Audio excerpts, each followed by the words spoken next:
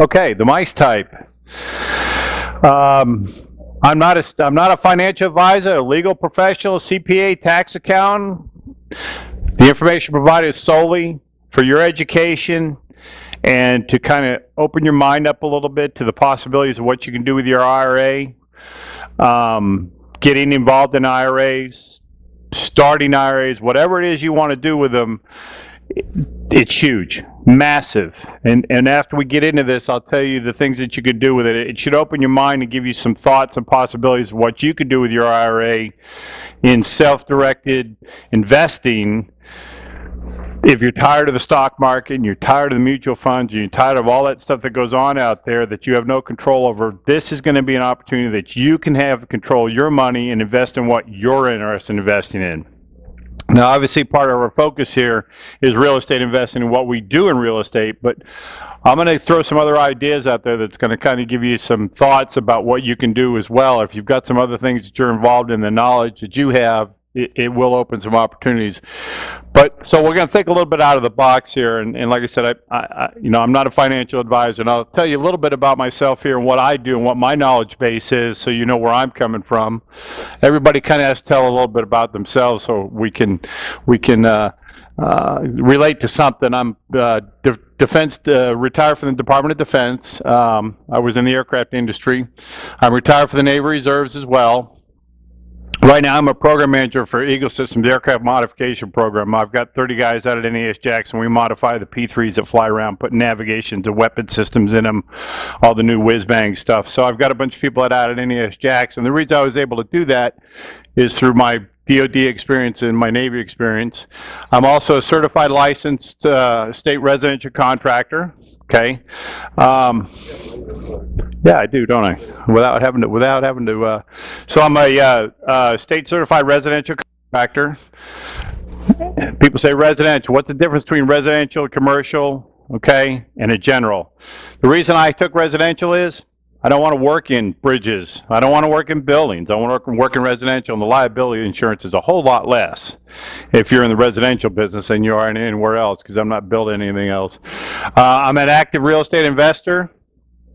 I'm a rental property owner. I've done a land development. I buy and rehab and sell houses. I'm a self-directed IRA investor, and I partner and work in self-directed IRA investing with other people. Okay, and we'll talk a little bit later about how that works, but I use other people's IRAs to invest in buying houses and give them a return on their money. Sometimes we split profits. We can structure deals any way you want, and that's what I specialize in, is not only using my own, but I use other people's as well, okay? And as we go through this presentation, I'm going to be able to show you some examples of that, and we're going to have to move pretty quick because I'm going to give you a lot of information about what IRAs are, why self-directed IRAs, what the difference is, what the investment opportunities are, how you can do your IRA, how you can partner your IRA, and how you can work through this and what you can invest in, okay? And what you can invest in. So there's a lot of information out here. But as we go through this, I'm going to get into one of these slides, and I will tell you the last deal that I did in my own IRA was in my Roth. My rate of return on it was like 58%. I will look at the numbers here on one house, and I'll show you how the numbers work in that. So if you're splitting that with an investor using their IRA, that's pretty good money as well. Okay, so self-directed IRA investing has been around since 1974, okay? Most custodians offer retirement accounts focused on traditional investments like stocks, bonds, and CDs. That's what they have. That's what Merrill Lynch has. That's what the mutual funds have. That's what Fidelity has. That's what they invest in. They manage your money. They take a fee off your money, and that's what they invest in. Okay? So the misconception is that's the only investment opportunity in retirement plans there are out here, because that's what they offer. Okay? And often the individuals ask the broker, well, can I invest in non-traditional assets with my IRA? And the answer is always, I've never heard of that, or no, you can't do that. And why is that? They don't, either they don't know, they don't want to lose their money, or they want you to stick with them, or maybe they don't know, okay? I don't know what the answer is, but I know when I started talking to other people about this and CPAs about this and stuff like this, most of them really don't know. Okay. what it really means is that you can't invest in alternative assets at that bank or brokerage because they're limited by the types of investments they can offer. And the rules are very strict about what different companies can allow you to invest in, how they manage their portfolios, and how they do that kind of stuff. And they're very limited what they get licensed in, okay? And I guarantee you real estate is not one of them. So, you know, they might be able to do REITs or something like that, or gold or something like that, but they're very limited in what they offer. So, that's why a lot of them tell you, no, you can't, or it's not possible. Why do you use a self-directed IRA? Okay, you control the asset. That's a big plus right there. If you've got a house that you want to sell and you put X amount of money into it and you know what your profit is out of it, or what you want to make out of it, you're the one that decides when to sell it. You're the one that decides how much to rent it for. You're the one that decides what you can do with that. Reduce risk. As far as I'm concerned, if I'm investing in something that I'm knowledgeable about, that I have control over, I control my risk, okay? I just feel like in being able to control the risk, I'm not counting on somebody else to invest my money, because your fund managers are going to go in slowly and come out slowly. And the reason they do that is mainly because they don't want to impact the market, and you get that average weighted return, or that average weighted in and out, okay? All right? You can use it to leverage with non-recourse loans, and that's very important, okay? Does anybody not understand what a non-recourse loan? Okay, a non-recourse loan is that says they can only come after the asset. They can't come over after the account, okay? So if I use my IRA to buy a house, and hi, Bob. I use my IRA to buy a house, and the lender that I partner with on the non-recourse loan says, you know, I decide that I've screwed the pooch and I can't go through with the investment. They can't come after the IRA account. They can only come after the asset, okay? Much like your hard money lenders, okay? Their interest is in the asset, not in personally coming after you, okay? So as long as they can only go after the asset, they can't go after your account. So it's basically non-recourse back to the IRA. To the IRA. That's kind of an important thing to understand, sir. Okay, I will tell you that if you can do a research on non-recourse loans, and there's a lot of banks out there. Be very careful in some of the IRAs that you work with. There are IRA companies out there that work with non-recourse loans. They'll let you put your money into their accounts, and then they will loan you your money and their money to do the investment, and they're going to get profits or percentages on 100% of the asset.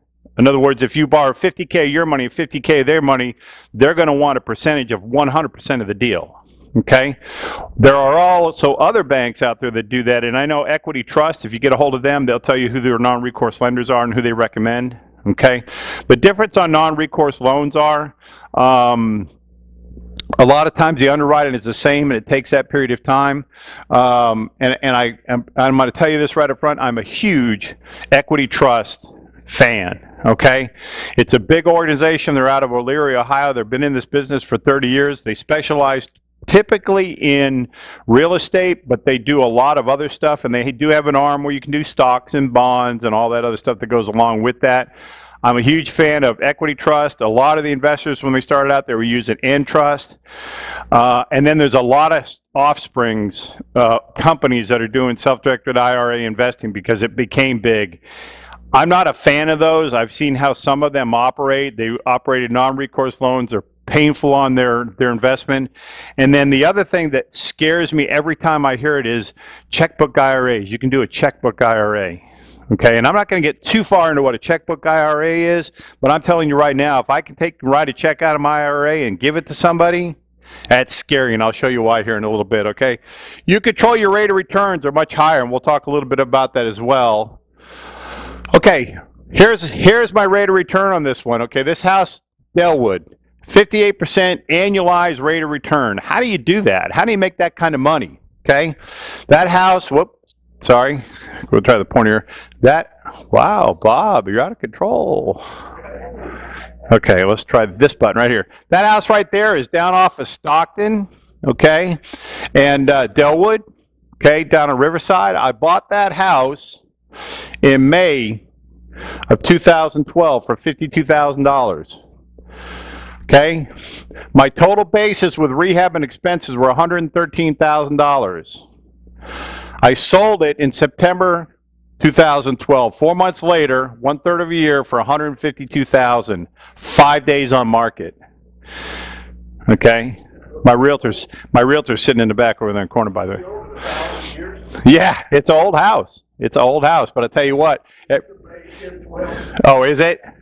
Sorry.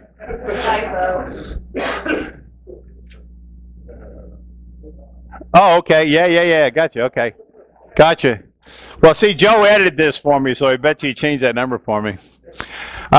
So anyways, that house there was an older house. The colors were such that it really stood out in that area, and those were the colors of that time. There's a garage in the back, and I had it. It came out really nice. You'll see the kitchen later. But anyways, it was 5 days on the market. It went quick, and we probably could have pushed the market a little bit more, but it turned fast, and we had a great offer on it. So anyways, the math is at $135,000 was my return after expenses. $135,000 minus $113,000, which is what I had into it right here. I netted $22K. $22K divided by the 113 is a 19.46 return on your money in 4 months. Is 58% rate of return on that. That's an annualized rate of return on that. Okay, and people go, well, I only made $4,000 on the house. So I only made $6,000 on the house. Well, how long did you have it? I had it for 90 days. Well, what was your investment? I don't know. It was 50K or whatever. The math on that is incredible. If you annualize that rate of return, it's huge. Okay, so those are real numbers. Those came right out of, I mean, they're rounded off, of course, and we probably could mathematically punch this thing out a little bit different, but really the reality of the whole thing is a 58% rate of return on an annualized rate of return on that's huge. Now, the assumption obviously is, do you have your money invested 100% of the time? No, you don't, okay, but you still have control of it, okay? If offer is not invested, can you not roll it into something that gives you a little bit of a return? You can, and you could run it. You could put it in the stock market or mutual funds or other stuff like that. You can do that, and Equity Trust has an arm where you can do that, invest in and out of that kind of stuff. That stuff, honestly, I got to tell you, Joe, makes my eyes roll back in my head every time I look at those numbers and those charts and those cup and handles and all that kind of stuff that people know about. It just makes my head hurt. I don't have time to search for houses half the time, let alone study that stuff. Okay, so here's a rental property. 45th Street is pulling down almost a 16% rate of return annualized on this. And let's look at the way that, oh, sorry. Golly, I'm sorry. Okay, let's.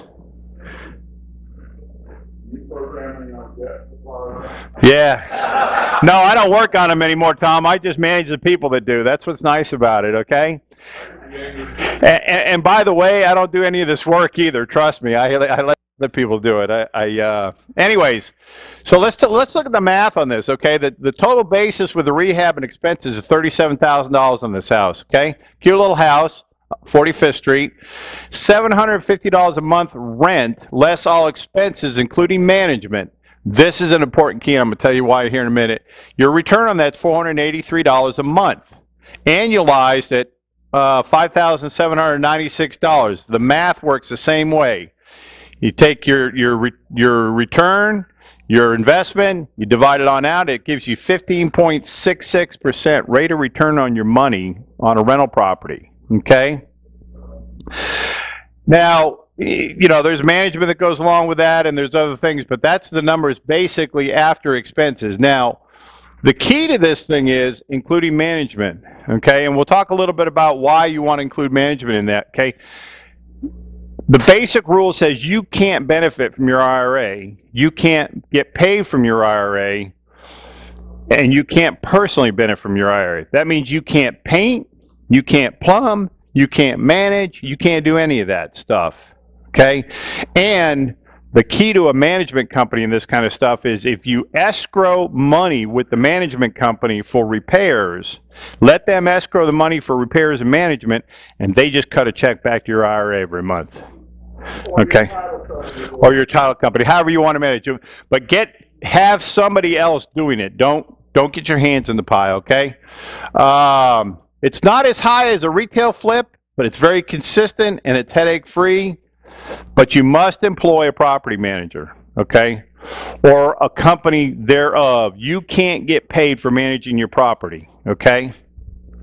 Now, there's different schools of thought. Could you probably get away with managing and collecting the money and sending the check and documenting all that? You probably could. Personally, I don't want to get caught with my hand in the till, and I'll show you exactly why. Okay, and any future appreciation is a bonus, okay? If you get to the point where you can sell it later on for appreciation, that's your bonus on the back end.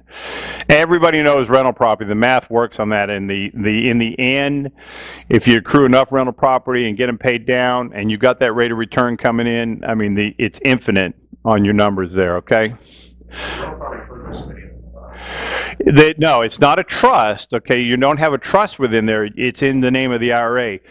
Okay, and you bring up a good point here, because if you get sued, okay, there's a few things that they can't touch. State of Florida is your homestead, okay? They can't touch your life insurance policies, and they can't touch your IRAs. They're super protected. Now, some smart attorney will tell you if the house is in the IRA and somebody gets hurt and they go after them, they can sue the IRA. Okay, but they're going to have a long uphill climb because IRAs are super protected. Okay? All right. And I will tell you, I would think that your IRA company would have a big stand in that, because they don't want to see people start suing your IRAs. They would try to stand behind that. Okay? Okay, so what are the risks? That's actually the kitchen out of Delwood. Okay, I had $113,000 into that house. So what if you had to sell the house? I'm telling you, man, this thing has got touchy here. What if you had to sell the house for $123,000? You get your $113K back, and it went back to your IRA, and you broke even. What if you actually lost money? Have you ever done that in the stock market? Mutual funds? How much control have you had?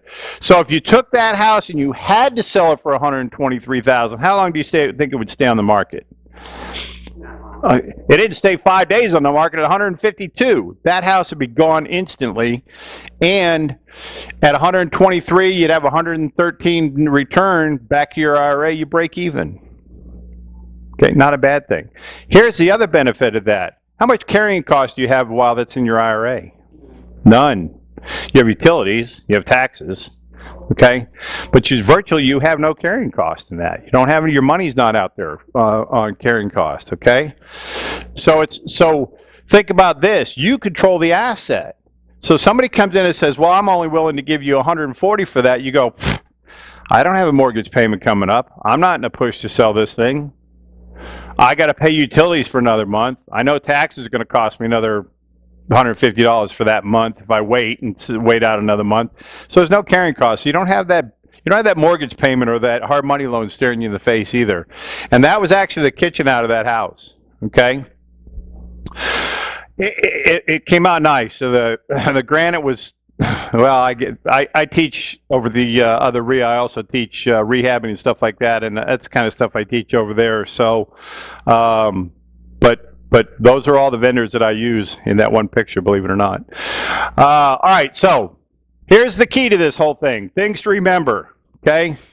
Self-dealing penalties in your IRA are up to a 50% penalty and 100% of the profits as far back as they can figure you did it. That's huge. That's huge. You really want to run a checkbook IRA? Okay, now, self-dealing. You have to kind of look at this of you benefiting from your IRA or your IRA benefiting from you. If you paint it, did you pay the painter? You benefited. If you plumbed it, did you pay the plumber? No. You plumbed it. You benefited from your IRA. It's just like making contributions to your IRA, and that's the way you need to think about it. So if you're managing it, You're not paying a property manager, okay? The other benefit of doing just that is having a property manager, then your books are wide open, okay? A property manager manage it. Here are the funds in, here's the expenses out, here's a check that went to your IRA, okay? So the penalties are huge. It's not worth getting involved in that. Now, let's talk about some of the stuff that's a little vague here, the people that don't understand it. I had to get my head wrapped around this, so if it takes you a minute, think about this. If I go down to H.H. Gregg and I say, H.H. Gregg, I want to start a revolving charge account and I want to buy appliances through you. Whose credit am I using? Mine. You can't do it. You can't go down to Lowe's and open up a revolving charge account and buy materials on it because they can't control that. How do they know where that bucket of paint went? Okay? But what you can do, and I'm going to talk specifically Equity Trust, I don't know about any other companies, is I can go right into bill pay. And I can pay my plumber, I can pay my electrician, I can pay whoever right in bill pay in my IRA to pay them. I don't write a check. I don't have to sit down and do the books. I do it right in bill pay. Okay? The way I go ahead. Bill pay electronic transfer to their account? Yep. Well, no, I take it back. No, it's a check that goes to them. It's a mail check. Right. It's a mail check. You walk into H.H. Gregg and buy a plan. How do you process it? You can't.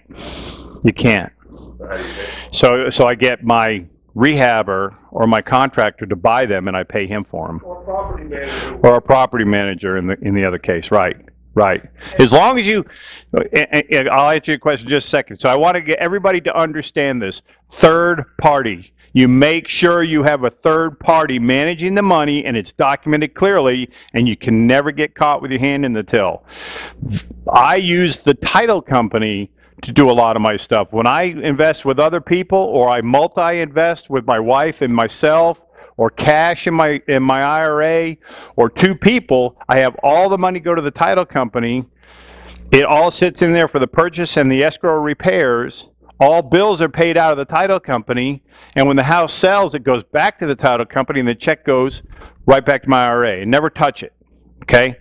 So think about this. When I come to you as an investor, and we all know a little bit about IRA investing, when I come to you investor and say, look, I want to use your IRA, we'll secure it with a house. Well, we understand that. There's a deed, there's a note, and there's a mortgage, okay? So the property is secured by the IRA. And then I want the money to go in the IRA for the rehab, and anytime I do a draw for the electrician, the plumber, or whatever, you're going to have to approve it. I can't ever touch that money. It's clean. That's the way I set it up. That's the way I prefer it. Other people may want access to it. I don't. I want to be able to say, pay the electrician. And my investor says, yep, pay the electrician. Or they may choose not to, and it depends on whatever case it is. I'm sorry, you had a question, ma'am? Bill pay, is that?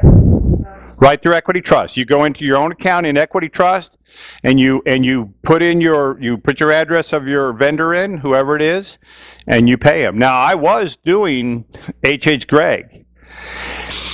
To me, I think I can justify the arm's length transaction, but they explained it to me that I use my own credit to set up the revolving account because my IRA can't have the revolving account.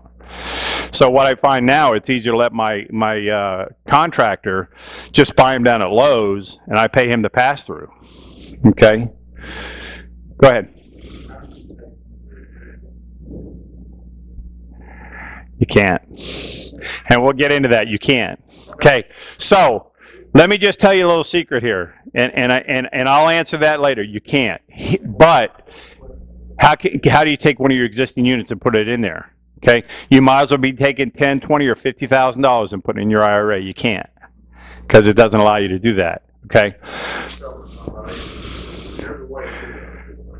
No, if you ever own property, never own that property in the IRA. Yeah, I Never put their name, so never put it in the IRA. Never buy it out of your IRA. right. Is it worth this right here? Is it worth that? Okay. Now let me tell you this. Okay, I'll answer your question in just a minute. In that thought, okay, if you're going to make an offer on her house, make it in the name of your IRA, and drop the IRA off if you're going to do it cash or with somebody else. Because if you make the offer in your name and then you go, well, I want to do that in my IRA, and you change it, now you benefited your IRA. So you've changed it to go that direction. It's easier to drop it off and just get rid of the IRA thing than it is to add it to it. And they go back to the contract and say, wait a minute, you personally benefit from your IRA. You put this property into it. Sir, your question? What I was going to say is, I think technically, between the investor who about make $5,000 and $6,000 company, you need a portion of your property here, you have to pay the appraised, and put the property on itself. Actually, the self-directed account says you can never buy or sell a property. You can be up to $6,000. Now, when you're coming out, you can actually take disbursements that way. So you cannot actually put Hey, that sounds like a great idea. Maybe that answers your question. I don't think anybody would want to do it because you're going to have to take an appraisal to determine the value. You're going to say, I'm putting 120 into the property. That sounds painful. Okay, arms length investing. Go ahead. I think that, I don't know if it's a regulation, but it's highly recommended that if you partner with yourself, that the partnership has to be for 50/50. So what he's talking about, that leaves you with a 95% partner in your IRA and 5% partner. You go that kind of regulation. I will say this, Doug.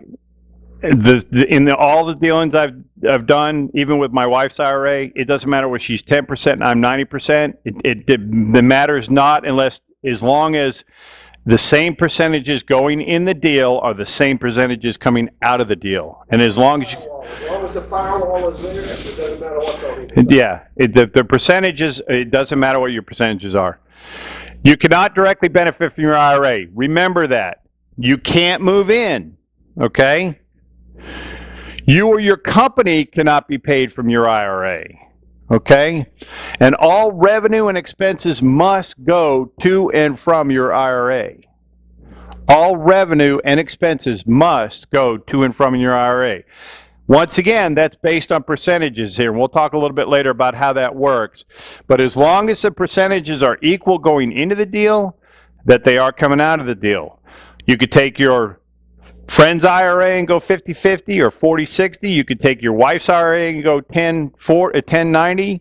You could take 50% out of your pocket and go 50% with your IRA. As long as it's titled that way, it's deeded that way, you go in and come out that way, okay? And you have the documentation to show it, okay? So if you want to make money with your IRA and you want to put 50% of your IRA and 50% out of your pocket, what happens if 50% of your IRA goes back there, but what happens to the other 50% of the profits? Right in your pocket, okay?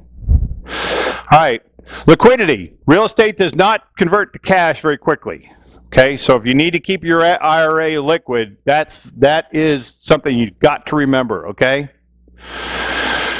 All right, let's talk about disqualified individuals. We talked a little bit about how the process works. Now we're going to talk about disqualified individuals, people you cannot do business with your IRA. Your custodian, okay? Your fiduciaries, your attorneys, your CPA, your financial advisors. You cannot do business with those folks. You, your spouse, your parents, your grandparents, your great-grandparents, your children, their spouses, grandchildren, great-grandchildren, and their spouses. Folks, it's a pine tree. You can't go up and down the pine tree. It can't be your parents, your grandparents, their grandparents, your kids, their kids, their kids. Your sisters and brothers are outside that pine tree, okay? You can do business. You can sell a house to your sister from your IRA, to your brother from your IRA. You just can't work in that vertical line. They are disqualified individuals. So it's very simple, and the law is very clear on that. Who are the disqualified individuals? Yes. Yes. As long as you're not working at disqualified individuals. Okay? Okay. Prohibited transactions by the IRS laws. The IRS does not come out and tell you what you can do. They tell you what you cannot do. okay? And it's very specific in what you can invest in and what you can and can't do, okay? You can't borrow money from the account with some exceptions. There's like, you want to buy your first-time home buyer, it's a one-time thing, it's $10,000. There's some other exceptions in there that you can borrow money from your account, but there's very few exceptions, but you can't borrow money from your account, okay? You can't sell or transfer property to the account, and that answers your question, sir. Different rule. Right. Right. And some of that has to do with the companies that you're working in. We're talking about self-directed IRAs here. Some of your companies allow you that ability to do that and borrow money, and even the government, the TSP, allows you to borrow a certain amount of money on it and pay it back at a percentage and things like that, okay?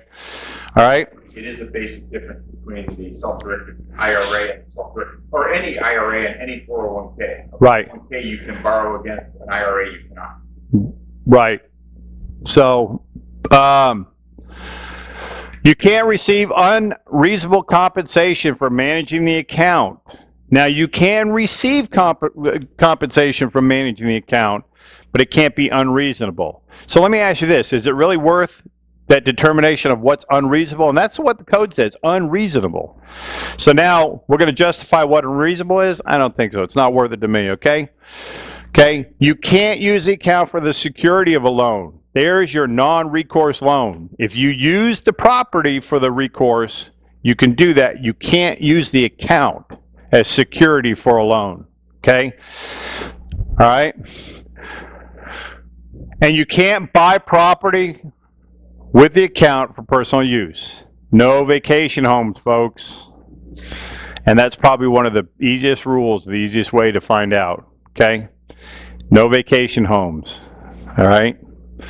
And it says it right in there, no vacation homes. Okay, so what's not permitted in a self-directed IRA? This is what the tax code says. 590 is your IRS publication, okay? 1974 deals directly with IRAs and states only what investments are prohibited. Everything else is fair game, and this should open your mind up here. Ask corporations as shareholders.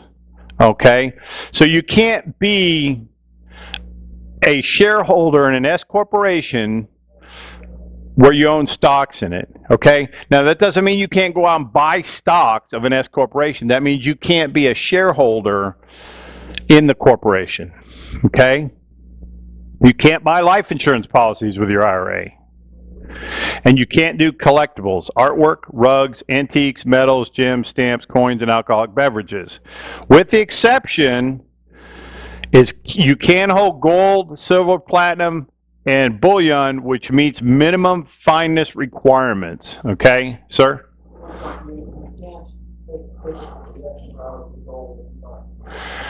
It probably has to stay somewhere, yeah.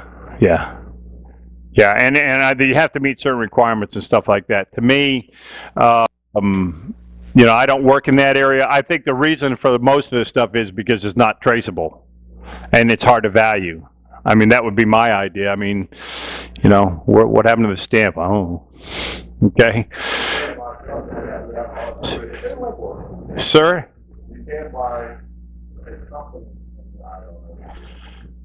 You can't be a shareholder. Yeah, well, yeah, LLCs, stuff like that, yes. Right, that's correct. That's correct. Okay, so what is allowed in an IRA, okay? And this is just a very, very, very short list, okay? Residential real estate, commercial real estate, undeveloped or raw land, real estate notes, promissory notes, limited partnerships, LLCs and C Corps, tax liens, equipment leasing, livestock, precious metals, foreign currency, stocks, bonds, mutual funds, factories, accounts receivable, placements, structural settlements, oil and gas. The list is incredible, okay? It keeps growing as investors find areas of expertise that they want to work in. Timber, renewable energy, grain, cars, medical equipment. Let me tell you what one of the guys that I ran into down the Equity Trust Conference, and if you do, and by the way, I will tell you, if you ever become a member of Equity Trust and have an IRA account, go to their annual meeting. Have you been? How many people have been in their annual meeting? I know you haven't been there, mate? No. Phenomenal. Any training you've ever been to and the cost that you pay for, I think it's $500 or $600. It's 4 or 5 days of networking and training. They feed you most of the time you're there. They have all kinds of little events going on. It's by far the best networking and training you could ever go to. Equity Trust just does a phenomenal job. And they don't make any money on it, I'm sure. In fact, I'm sure they lose money, but they're out there to get clients. It's September. And I have the dates, but you go on their website, but it's phenomenal. It's a great conference, okay? So one of the guys, and they actually let me speak this year, believe it or not. I went down there the first year, and they do panelists, okay? They do people that are doing investing like myself speak to other people. It's not somebody up there just trying to sell you something or teach you education, okay? Or try to sell their programs. There is some of that going on, but primarily it's networking with people, and they use people that are actually out there doing this. So I said to myself, wow, I wonder what it takes to be up on stage there telling about what I do. Okay, well, I got out there and no, I didn't. I just got out there and started doing it, and they said, they called me up one day, sent me an email, says, hey, I noticed you're going to the conference. Would you do some speaking for us? And I thought, how did they come up with my name? So I asked. They said, we opened your account up and we looked at how many transactions you do and how active you are in your accounts. We thought we'd get you to speak. Okay. So that's kind of where I got started in it and kind of got involved in it, okay? But let me tell you about equipment leasing, okay? And this kind of will tell you that the possibilities are endless, okay? I was on the stage with 2 other investors, and we were talking about what we invested in, okay? And the gentleman that was sitting next to me, he did equipment leasing. And the reason he got into it is because the company he worked for leased equipment, and his equipment was software for point-to-point sales in a restaurant. That's what they leased. But his company had clients that they didn't feel were worthy of financing. So he says, okay, I can finance them out of my IRA. So he did equipment leasing, which was point-to-point sales software. Well, if you ever have to go get it back, it's probably not that hard to get back. But it's huge, and all he did is finance this stuff. The guy next to me, or the guy next to him, he's doing floor planning for cars, for used cars. Now, everybody know what floor planning is? Basically, you pay for the money for the car to sit on the floor to be sold, and all they do is finance it. And you can do that in boats and RVs and everything else. And the way he did it is he would give them the money to go buy the car, $400 or $500 used car, or $4,000 used car. He'd get the title. The guy would put the car on the lot. He'd get $6,000 or $7,000, okay? He would charge him $250 to sell his title back to him, plus whatever interest he had accrued while that car sat on the lot. It's basically just floor planning. The nice thing about it is you can set this up any way you want. You can structure deals any way you want. It's endless, okay? And that's what's so great about it, okay? Go ahead. I have a boat down in Caribbean, Sargent. Okay. I'm thinking of doing another one, and my IRA can do that, as long as I don't use the boat. As long as you don't use a boat, and as long, now here's the key to this, okay? If you're going to buy the boat, and you're going to run the boat, you're going to manage the boat, and you're going to repair the boat, and the boat is 100% owned by your IRA as the business, okay? You have to have 100% of the money to get it there, to manage it, to fix it, and start making that money come back. Okay, so here's what happens. Here's my example, and I've actually got another example further down the road. The boat's $100,000, and you've got $140,000 in your IRA, okay? And you buy the boat, and you man the boat, and you start taking trips out, and you're not making any money at it yet, and the engine blows. And the engine's $50,000 to put in. Okay, okay, it's the reality of it. If the motor is $50,000 and you're out of money in your IRA, you're dead in the water, literally, and literally, okay? Because the deal is you have, if it's 100% in your IRA, and this goes for the same for rehab in a house. If you get to the end of $100,000 rehab and there's no money left in your account, and somebody swipes your AC unit, you're done until you can make either a contribution to your IRA, or you could get some money coming back into it, okay? Now, I'll tell you a little trick. If you're doing a Roth IRA, we're limited to the amount of income we have based on a contribution for a Roth IRA is limited to $5,000, or in my case, 6, and probably a lot of y'all in here 6. And we'll talk a little bit later about that, okay? You could, even if you can't make a contribution based on your financial income at the end of the year or your tax returns, you can go ahead and make that contribution, and then you back it out at the end of the year when you know how much you're going to make. Go ahead. In his case, his IRA can borrow the money to put it into it. As long as the income was the only security for that loan. But then you would have to put you'd have to put the title of the boat up to secure the loan, right? No. No, I'm saying if he could buy his IRA, not go buy it. You could The money for the engine, as long as what he bought was the only security, and his IRA was not additional security. Like a signature loan or like an IRA. I think you could back it because the asset that is. Yeah. Well, I will tell you that they'll tell you you have to have enough money to get in and out of a deal. So to me, I think that would be managed the same way. I would be very careful if I was going to do something like that. And you'd still fall under. No different than escrow Yeah. fund. You can borrow the money and put it in the escrow as long as there was no, as long as the account was not used as security. So what do you use for security to buy the motor? The title of the boat? It's a non-recourse loan against the asset. Yeah, it's against the asset, not against the account, and you're okay. Okay. You get somebody to give it to you. Yeah, yeah. Okay, anyways. A brother or a sister to give it to you. Okay. There are ways to in an emergency situation. Right. One of the biggest problems with operating a company like that, though, is you have to tie up you have to tie up enough operating capital to keep that business liquid, and you're not making money on that operating capital. Right. So your returns go down. Yeah. So. But you have to maintain, Yeah, you would have to be able to pay the crew, run the boat, put the gas in and all that, and then have the returns go back. Absolutely. Yes. So the answer is yes. Correct. You can. Okay. All right. Because if you want to open a pizza business in your IRA, you can, as long as all the profits go back to your IRA. And that's the gist of the whole thing. As long as all the profits go back to your IRA. Okay. Sir? Donate the pizza. You would be suspect. That's right, I'd be suspect. That's right. Okay. All right, but at the end of this, I want you to keep thinking about all these things that go on, and then I'm going to show you something. The light bulb's going to come on. Go ahead.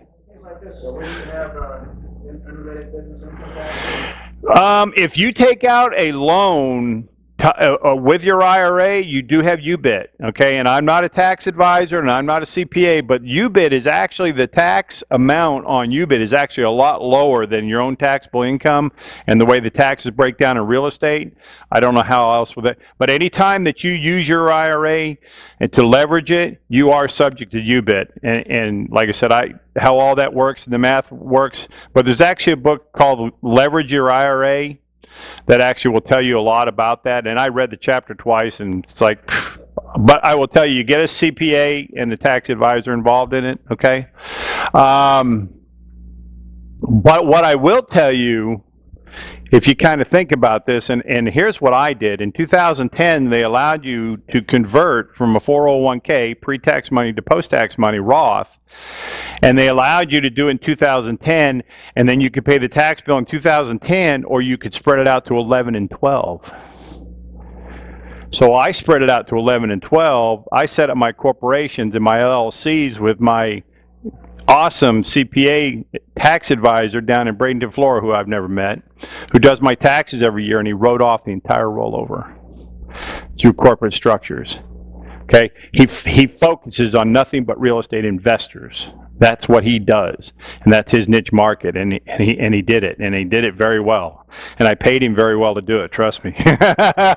He just sent me my corporate tax bills. It's painful. But I did it through a corporation and 3 LLCs. But my rental properties are in my LLCs. So anyways, okay, so here are your plan types and your annual contributions that are allowed, okay? Until April 15th this year, your annual contribution still can count for last year, okay? So you have till April 15th, then your contribution will count towards 2013. So you still have till April 15th for 2012. A traditional IRA, you're limited to $5,500, or if you're over 50 years old, you're limited to $6,500 per year contribution. Okay? And I'm going to go through some of these here, but what I do want to tell you is, I don't care how many 401ks or Roths that you have, they are combined. You can't say I can have 55 in this traditional and 55 in this Roth or whatever. You can't. They're combined sums. Okay, so you are limited. So there's no value in having multiple. So if you have a 401k with your company and you want to run another 401k self-directed, it is a combined total.